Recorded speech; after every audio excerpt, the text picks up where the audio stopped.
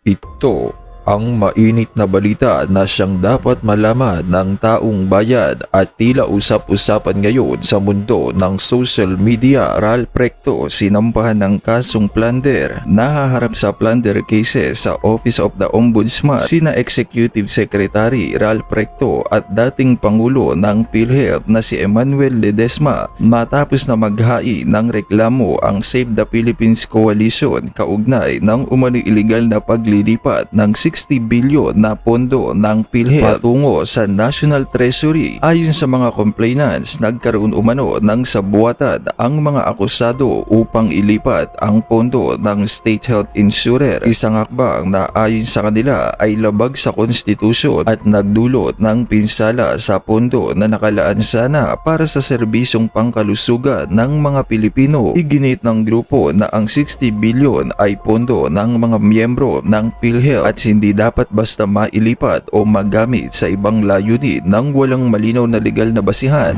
Samantala, sa iba pang balita, ang gusto talaga nila makulong kami. Nagpahayag ng matinding pagkadismaya si dating ACT Teachers Party List Representative Franz Castro matapos pagtibayin ng Court of Appeals ang kaniyang conviction sa kasong child abuse, isang desisyon na nagbabadiyan ng 4 hanggang 6 na taong pagkakakulong laban sa kaniya. Ayon kay Castro, malinaw umano ang layunin ng mga nasa likod ng kaso, ang ipakulong sila sa pamamagitan ng mga kasong anyay gawa-gawa lamang. Matatandaang nag-ugat ang kaso sa reklamong trafficking na isinampa laban sa kanila at sa 17 iba pa kaugnay ng umano'y paghawak sa mga menor de edad habang isinasagawa ang isang National Solidarity Mission sa Talaingod noong November 2018. Anong masasabi nyo dito mga kababayan? At para sa buo pang detalye ng balita, narito't panoorin natin ang full video. So, yung pinababalik na 60 billion pesos ng PhilHealth funds, isang malaking anomalya po iyon eh. Salamat sa Korte Suprema sa kanilang paglabas ng desisyon nitong matagal nang nakabinbin na usapin ng constitutionality ng paglipat ng 60 billion pesos PhilHealth funds. Alam mo ninyo, hindi lang 60 billion ang dapat ibalik. Ang buong halaga po niyan ay 89.9 billion.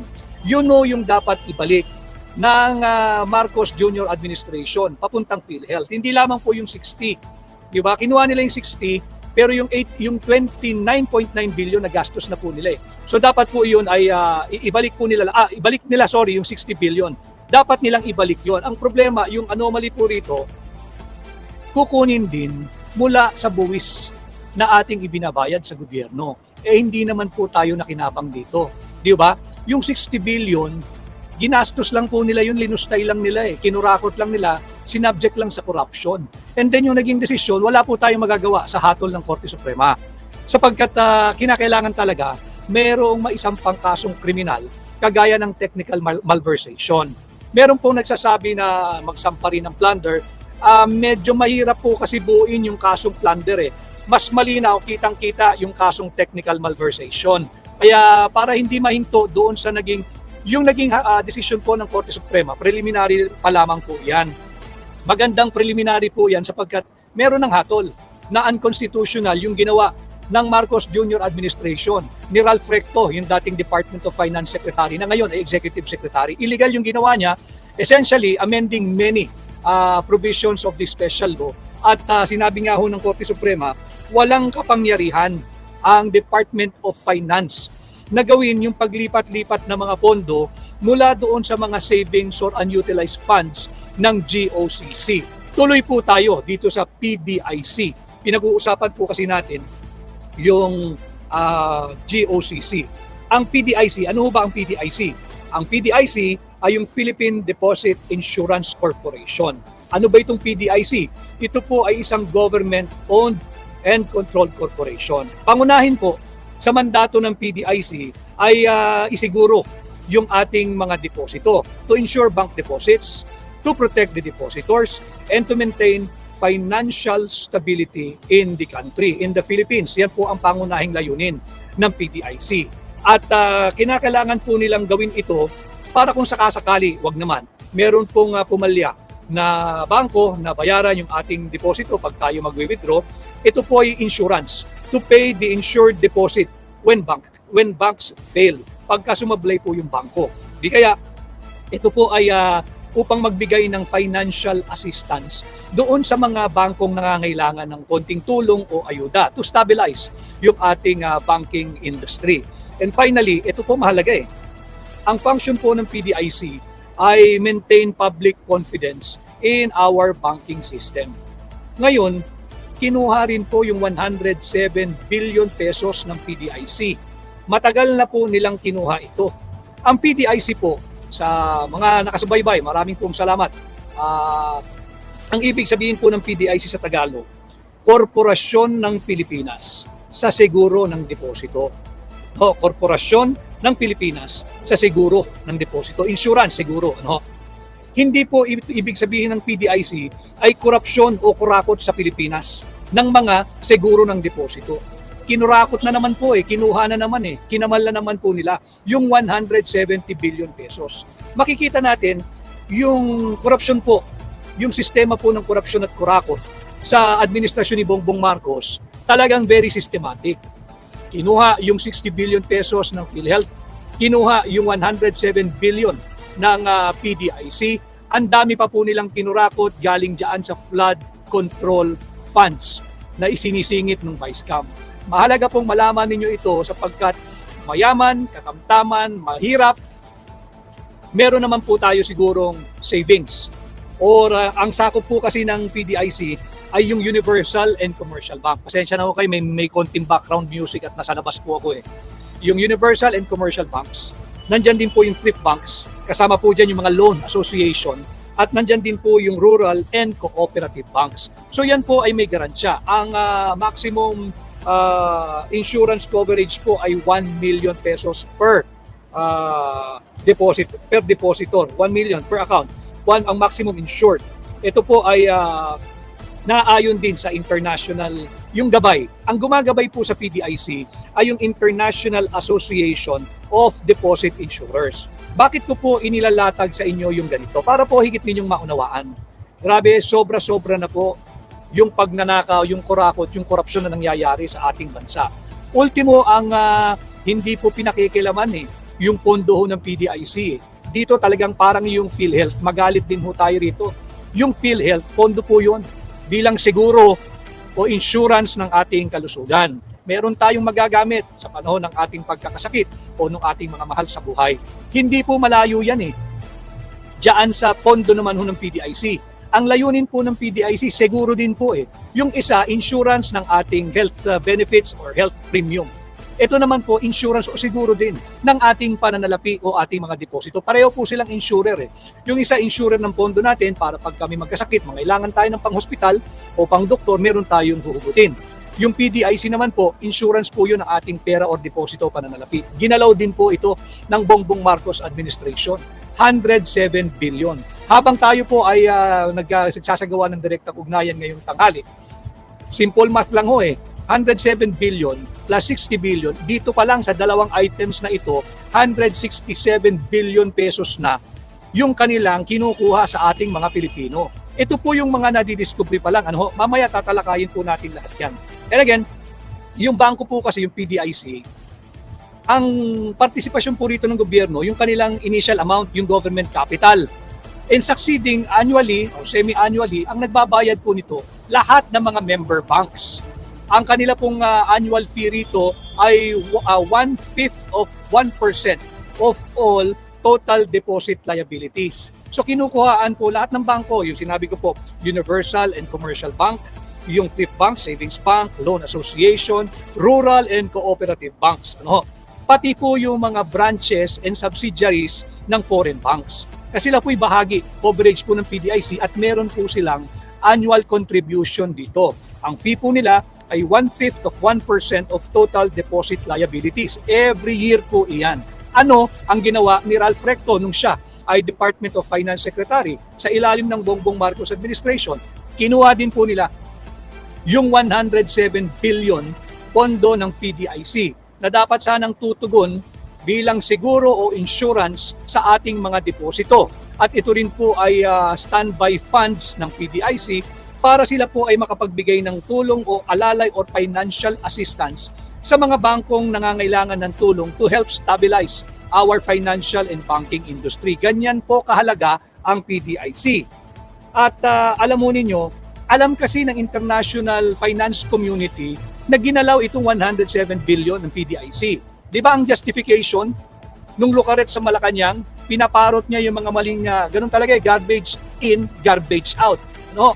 Sinasabi nila, issue rin daw ho ng kalusugan, yung pondo ng PhilHealth ginamit pampagawa ng tulay para daw po yung mga nasa malalayong lugar ay madaling makapunta sa mga ospital ng pamahalaan. Ito po ginagawa na ho talaga tayong tanga ng Marcos administration alam ko namang matatalino ho kayo, kanya nga po nandito kayo sa ating pahinang Tinig Maisog. Kaya po natin ito tinatalakay. Mamaya pati po yung hindi lang po natitigil dito Andyan na yung 60 billion pesos PhilHealth funds, may desisyon na. Alampagin naman ho natin yung 107 billion na PDIC funds. Nasaan na? Isosoli rin ba ito? Saan ginamit ang perang ito?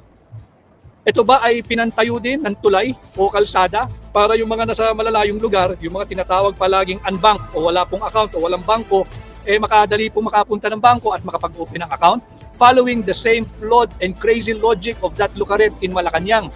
Kung bakit daw ginalaw yung PhilHealth funds, usaping kalusugan naman daw ho, yung pinampatayo ng tulay para daw po makapunta yung may mga sakit at karamdaman, madaling makapunta sa ospital, hindi natatawid ng dagat, hindi natatawid ng ilog dahil may tulay. Yun po ay tahasang pambubudol. Wala pong tulay. Wala pong tulay. Ganyan din po yung justification nila. Bakit ang laki-laki ng ating taunang budget, hindi ba? Para daw po sa flood control funds, sa flood control or flood mitigation projects. Wala po yun Ghost po yun Kanya nga po itong mga kalukuhan ng ICI na nalusaw na, ilan na lang ho natitira dyan. Kunin ko rin itong panawagang ito sapagkat alam mo ninyo, habang may maganda pa yung pangalan ng country manager ng SGV, the leading audit firm and tax advisor in the Philippines, yung SGV, si Binibining, nasa na yung pangalan niya? Si Binibining Rosana Fajardo, ang SGV country manager. Ma'am, sana you do Rogelio Babe Singson. Sayang ang pangalan mo, sayang ang karera mo, sayang ang integridad mo. Huwag kang magpagamit na deodorant dyan sa Malacanang. Huwag kang pumayag maging tagalaba nung kanilang dumi. Hindi naman ikaw dumumi dyan Hindi mo rin kliyente yan. Yung mga linilinis ninyo dyan sa ICI, mga nagnakaw sa pera nating mga Pilipino. Do Rogelio Babe Singson. That is the most honorable thing to do. Mag-resign kayo dyan sa ICI, bumalik na lang ho kayo sa pribado dyan sa SGV. Tanyag yung inyong kumpanyang kinasasapian, country manager ka pa, ang dami ninyong kliyente, naglalakihan, wag na ho kayo magpagamit dyan sa ICI. So ganun din ho, itong usapin ng PDIC, 107 billion pesos. Ito po yung sa korporasyon ng Pilipinas sa siguro ng deposito. Hindi na po siniguro yung deposito, yung korporasyon ginawang korupsyon Korupsyon ng Pilipinas sa siguro ng mga deposito. Kinurap din ho yung 107 billion Kinurakot din ho yung sa PDIC. Hindi po natatapos diyan ang kalukuhan ng Marcos Jr. administration. And no wonder. Kasi po kasali rin yung branches and subsidiaries of foreign banks. Kasali rin po sila, naguhulog din po sila diyan ng kanilang annual fee na yun nga po 1/5 of 1% of the total deposit liabilities per bank, per financial institution, per banking industry, per banking institution. So nalalaman po ng international banking community na ginalaw din ng Bongbong Marcos administration at ni Ralph Recto itong 107 billion pesos ng PDIC. Ano ho ang naging epekto? Kaya po naman, bagsak ang ating foreign direct investment. Hindi na po tayo attractive Alam ng mga mamumuhunan na banyaga, yung malalaking korporasyon, na talamak ang korupsyon sa ating bansa sa ilalim ng pamumuno ni Bongbong Marcos. At alam na alam din ho nating mga Pilipino dyan sa loob ng Pilipinas. Kaya anong nangyari? Hindi lamang ho investors' confidence that are at an all-time low, pati po ang trust and approval rating ni Bongbong Marcos all-time low, negative 26. Wag ho kayong maniniwala na yung positive 21, hindi ho. Sapagkat doon sa survey, para po meron tayong basihan, papakita ko lamang ho Doon po sa survey, yan ho. Okay, check nyo na lang din ho, pa-screenshot. Dito po sa survey, yung 47%, yun po yung hindi mahusay at hindi lubos na mahusay. Sa 47, ito po yung negative niya, 47%. 16% po doon nagsasabing lubos na hindi mahusay. Talagang lubos, yun ang term na ginamit eh. Yung 31% po doon sa 47 ay hindi mahusay. For a total of 47% po yung negative kay Bongbong Marcos. Malinaw po yan, paki-screenshot po ninyo. Yung 21%, ito po yung sangayon o yung nagsasabing lubos na mahusay at mahusay. Sa 21%, 4% lamang po doon na nagsasabing lubos na mahusay si Bongbong Marcos at 17% yung mahusay lamang. So pagbasa po ng survey, ito po yung pinakita na sa isang pahina, social media platform ni dating Secretary at Congressman Mike Defensor. Yung 47 negative niya at yung 21 na positive niya, pag sinuma po nyo yun, ang matitira, negative 26%. Yan po ang rating ni Bongbong Marcos. Negative 26%. Ano po ang significance nito? Kagaya po nung sinabi ko sa inyo, andyan na po lahat ng indicators eh. Yung ating foreign direct investment, sadsad, bagsak. Bagsak. Bakit? Alam po ng international community, whether finance or banking or business community, na grabe ang korupsyon sa ating bansa at wala pong nakikitang any new development. Mantakin mo, yung tulay sa Davao City na ginawa na simula nung panahon ni Pangulong Duterte, nagpatuloy hanggang ngayon, pinondohan ng bansang China, inangkin eh. Dahil wala po siyang mapakita eh. Wala na po siyang mapakita, yung proyekto ng may proyekto, inaangkin. Ganon po katindi ang ating bansa ngayon. So dapat hanapin natin itong 107 billion PDIC funds. Saan ito napunta? Ang PDIC ho, may board po iyan. Ang chairman po niyan ay si BSP Governor Ginoong Eli Remolona Jr. Siya po yung BSP Governor natin, yung pinuno ng ating Bangko Sentral. At the time na kinuha po yung 107 billion pesos, ang vice chairman po noon ay yung Secretary of Finance. Sino po yun? Si Recto na naman. Renekta na naman ni Recto yung pagkuha ng pondo nating mga Pilipino. Tinira yung PDIC, tinira yung PhilHealth, tinira yung PDIC. Ito po ang estado natin ngayon. Alam po na international community ito. Bagsak po ang foreign direct investment. And kung makikita natin yon, sukatan po yon ng investors' confidence. The level of investors' confidence. Doon po natin masusukat yan eh. At ito po'y validated with the survey that I have shown you. Yung resulta po ng survey, pakikita ko po muli sa inyo, ito po'y linabas last week. Sa performance assessment ni Bongbong Marcos. Ito po yan.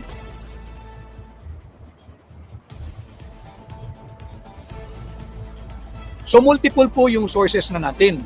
Makikita natin sa actual, yung foreign direct investment, bagsak, sentimiento po ito ng mga mamumuhunan. Ayaw pong pumasok sa atin dahil alam nila na talamak ang issue po ay yung talamak na korupsyon at drug addiction. Yung dalawang bagay na yun. Ang bigat po nun. Massive corruption, looting of public funds, and drug addiction. Ngayon, ito po'y vinalidate ninyo doon sa pinakita kong survey, yung performance assessment kay Bongbong Marcos. Ang score po niya, ang grado po niya, negative 26%. No? Mahalagang pag-usapan natin ng PDIC, baka makalampag natin sila. Si BSP Governor Eli Remolona Jr., kinakailangan magpaliwanag. Nasaan yung 107 billion pesos na PDIC funds? Nasaan? Napunta? Bakit kinuha? Meron po ang vice chair po noon, nung panahon na yon, wala po tayong magagawa si Recto eh. Siya po yung Secretary of Finance nung panahon na yun. Kinuha niya eh. Siya yung nagcha-champion ng idea na kunin lahat ng unutilized o unused funds or savings ng mga GOCC. Kinuha po nila yan. Billion piso po yan. Yung PhilHealth, 60 billion. Ang PDIC, 107 billion. Dalawang items pa lang po ito, 167 billion na ang pinag-uusapan natin. Daan-daang billion po ang kinukuha nila. Sana meron pong dalawang independent private sector representatives ang PDIC. Dalawang independent private sector representatives ang PDIC. Yan ay dapat independyente. Yan dapat nakapanig sa mamamayang Pilipino, sa taong bayan, sa mga depositor. Subalit tahimik din itong dalawang independent private sector representatives. Ito nga po yung nakakagalit ng talaga. Yung mga tinanghal na independent, na sana'y nagbabantay sa ngalan ng taong bayan, dapat lumabas, magpahayag at magsalita na. Ganon din yung ating panawagan, hindi ba? doon sa country manager ng SGV na naging bahagi ng budol na ICI na si Binibining Rosana Fajardo, sana'y mag-resign ka na, do a Babe Singson at bumalik ka na lang sa iyong prestihiyosong kumpanya at posisyon bilang country manager ng SGV. Kawawa naman yung mga kliyente ninyo yung naglalakihang multinational company, malalaking domestic company na tinitingala ang SGV. Tapos ngayon, yung kanilang country manager ng SGV, tagalaban na lang ng mga pagnanakaw ng mga sangkot dito sa flood control mess. Meron naman kayong karir, Ma'am Rosana Fajardo, ganda ng karera ninyo, respetado kayo ng industriya. Sana bumalik na lang kayo ron, huwag na kayo magpagamit, huwag ka na maging deodorant, huwag ka na maging deodorizer. Masangsang po talaga hindi kayang pagtakpan, sumisingaw, amoy na amoy, ang baho, ang korupsyon at kurakot ng Marcos administration. So marami na pong naghahanap nitong nawawalang 107 billion PDIC funds. At matagal na po natin kinakalampag ito. Last year pa. Kaya naman nagpapasalamat ako sa ating primo. Meron pong nagpadala sa akin courtesy of yung Bilyonaryo News Channel po ito para may credit tayo. No? Si Primo Congressman Rufus Rodriguez ng Cagayan de Oro. Hinahanap na po niya yung 107 billion. Mahalaga po na may mga nagigising na tayong kasama na nasa loob ng Kongreso, mababang kapulungan man o Senado, upang magdagdag ng boses dito po sa ating ginagawang advokasya na humingi ng transparency, accountability, peace and security sa ating pamahalaan. Kaya dito po apektado tayo lahat. Kahit po yung mga trolls, kahit po kayo ay apektado. Kung hindi man kayo direkta, siguro yung inyong ate, yung inyong kuya, yung inyong nanay, yung inyong tatay, yung inyong lolo, because dependent din po ang karamihan sa PhilHealth. Pag naubos ang pondo ng PhilHealth, 60 billion kinuha noong 2024. Zero funding ngayong 2025. Imagine niyo may initial allocation na 74 something billion for 2025. Nawala din, zinero din po nila ang PhilHealth.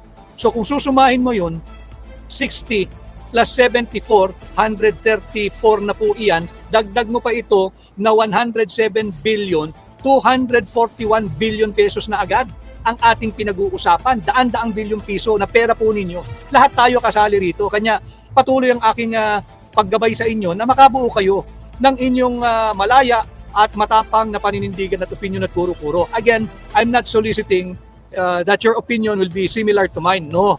Kahit po magkontra tayo, okay lang. Importante, kargado po kayo ng information, kargado po kayo ng knowledge para makabuo kayo ng isang well-informed and intelligent opinion or stand on many important issues ng ating pamahalaan. No? Ito nga, yung PDIC, importante po ito. Nahanap na rin, sana magpatuloy yung aking primo, si Congressman Rufus Rodriguez ng Cagayan de Oro, na sana'y patuloy niyang i-push sa loob ng Kongreso, lalo na ho ngayon. Mahalaga po ito. Bakit? Budget season po kasi, panahon ng pagpasa ng ating taunang budget. Dapat ito hanapin. Huwag aprubahan ng budget at hanggat di nalilinaw, nasaan ba itong mga perang ito? Yung dalawang independent representative coming from private sector ng PDIC. Sana naman, amaan din kayo ng hiya at kayo magsalita. O baka naman, busog-busog kayo kung magkano man tinatanggap ninyo sa PDIC bilang inyong sahod, inyong allowances, inyong per diem at kung ano-ano pang benepisyo. But you must remember, yung PDIC na 107 billion pesos na kinuha ng Marcos Jr. administration, yan po'y may pananagutan kayo. Maaaring hindi pa ngayon, but eventually hahabulin po kayo. Hahabulin kayo, nakakatiyak ako dyan. At baka mangyari, yung inyo pong sunset years ng buhay ninyo, yung pag-edad ninyo, gugugulin po nyo yan sa Sandigan Bayan. Haharapin po ninyo yung mga kasong isasampal laban sa inyo. Mas mainam nang magsalita kayo sa inyong nalalaman saan ninyo dinadala itong 107 billion na pondo ng PDIC. Again, I'd like to reiterate, the purpose of the PDIC ay upang pong mag-provide ng to pay insured deposit pagka pumalya po ang bangko. To provide financial assistance to banks to help stabilize them. Kung may mga bangko are in distress, pwede po silang dumipa doon, pwede nilang tulungan, magbigay ng financial assistance. And finally, to maintain public confidence in our banking industry, in our banking system. Hindi ho nakakabigay ng kumpiyansa itong pati pondo ng PDIC ay kinuha ng Marcos Jr. administration. 107 billion pesos. Tuloy po tayo sa relasyon dito po sa PDIC 107 billion. No? Batiin ko lang po ito at Bisaya OFW. Hello, Attorney Senator Vic, watching from Hong Kong. Marami pong salamat at naririto rin po ako ngayon. Maganda ang klima, malamig. Kay si Gloria Regondola Gemina galit na ito. At ito si Benito Jr. Manzon. All the proposals that si Ralph Recto implemented and championed were all miserables. This dude must be held accountable. Yes, I agree. Si Lemoncito Marivic, death penalty sa mga corrupt. Precisely, Lemoncito Marivic. Ito po yung aking ikinampanya noong huling halalan na kung tayo'y tangkilikin ninyo, tinangkilik po naman ninyo ang inyong lingkod. Aking ipapanukala ang pagbabalik ng death penalty. Ating amyendahan yung plunder law, ibaba natin yung threshold. Kung pwede hanggang 10,000 lang. Dahil ang pagnanakaw ay pagnanakaw. Wala pong justification dyan, hindi tamang magnakaw. Eto, tama ka. Si Karyang Hilas. May tanong po dito si Karyang Hilas. Kung may pipilitin, sisikapin ko pong basahin yung mga mensahe nyo. Tama po ito, si Karyang Hilas. Yung gold bars nga, hindi alam kung nasaan. Tutungo po tayo dyan, Karyang Hilas, nabasa mo yung aking pag-iisip. Mula po sa 107 billion ng PDIC na dapat sana isauli din. Tutungo po tayo, wag ninyong kalilimutan yung issue ng gold sale ng Bangko Sentral ng Pilipinas during the first quarter of 2024. Last year lamang po ito. Bakit natin ipinagdudugtong-dugtong ito? Sapagkat ang chairman po, nabanggit ko sa inyo ng PDIC, ay walang iba, kundi ang governor ng Bangko Sentral ng Pilipinas, si Ginoong Eli Remolona Jr. At nakuha yung 107 billion sa ilalim ng kanyang chairmanship of the PDIC. Punta po tayo dito sa gold sale ng Bangko Sentral noong first quarter ng 2024. Sino po ang gobernador ng Central Bank? Si Eli Remolona Jr. Kagaya po ng 107 billion PDIC funds na kinuha ng Marcos Jr. administration na walang paliwanag. Ganon din ang nangyari dito sa pagbenta ng ating gold reserve noong Marso ng taong 2024 last year, first quarter of last year. Sa ilalim din ng pamumuno ni BSP Governor Eli Remolona Jr. Ano ang mga ginawa rin niya? Kagaya ng PDIC, walang paliwanag. Masyado pong maliit ang tingin sa ating mga Pilipino. Akala nila sila lang nakakaunawa ng usaping pananalapi. Akala nila sila lang ang may karapatan mag-usap pagdating sa pananalapi ng ating bansa. Sila lang, siya, si Recto, kukunin dito, nanakawin dito, popondo sa ganun. Hindi na po tama itong nangyayari. Nabanggit ko po sa inyo, 60 billion yung sa PhilHealth funds. 107 billion itong PDIC. 74 billion ziniro nila itong 2025 budget ng PhilHealth. So more or less itong tatlong items pa lamang na ito ay 241 billion pesos more or less. Pasok ko natin yung 25 metric tons, more or less 25 metric tons ng ginto. Yung ating gold reserves, binenta po ito. At ito pong 25 metric tons o tonelada more or less ay mga 15.69, representing 15.69% of our reserves. Yung binenta po nila yan noong 2024. Kaya po natin ibinabalik at pinag-uusapan muli sapagkat questionable po yung bentahan. It was a questionable sale of more or less 25 metric tons of gold coming from our reserve, ibinenta po ng Bangko Sentral nang walang paliwanag. Paliwanag saan? Sino ang buyer? Bansa din ba ang katransaksyon nila? Bansa sa bansa? Private bank ba ang bumili niyan? Central bank din ba ng ibang bansa? Sino yung nasa gitna? Sino yung nag-facilitate ng bentahan? Sapagkat yan po open at transparent naman po dapat talaga yan. Dapat sinasabi kung sino yung nag-komisyon, sinong kumomisyon, at magkano yung komisyon. Mahalaga po yan eh. At ang pinakamahalaga, saan dinala yung pera na naging proceeds ng bentahan ng ating ginto. Ginto na po ito eh. Imagine ninyo, 25 metric tons, yung iba nagsasabi 29.4 metric tons. The problem lies dahil nga po na hindi that we cannot ascertain the exact amount of gold that was sold by the BSP precisely because walang transparency. Hindi ipinapaliwanag magpahanggang sa ngayon.